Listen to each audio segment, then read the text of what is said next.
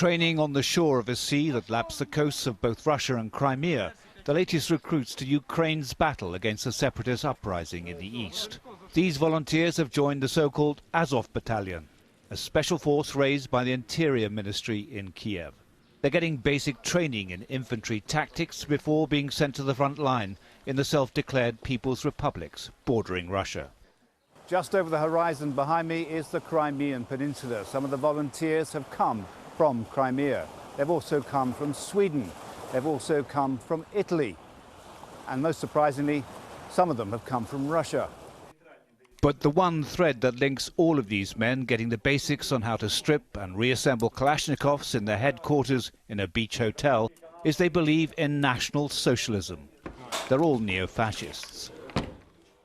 This Russian volunteer from the Urals has adopted the battle name of Merman. In another 10 years, I will not belong in my country. A lot of people won't belong in their country. We'll be like the Red Indians in America.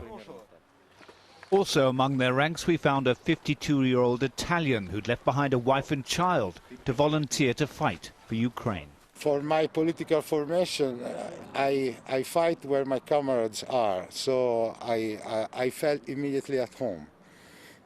And they let me feel at home too. Further east towards Russia, a border guard headquarters in Mariupol came under a rocket attack overnight.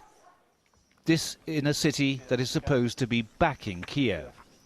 I found the separatist fighters downtown where they showed me around their fortifications in the old Greek quarter of the city.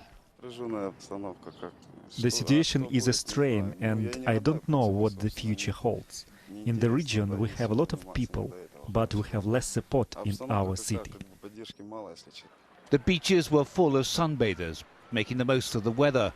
Most of them seemed unaware or uncaring about the war being fought around them. But just along the coast, the members of the Azov battalion were standing too at dusk, under the Ukrainian flag. The past is rearing its head again and eating the future of Ukraine. David Chater, Al Jazeera, the Azov Sea.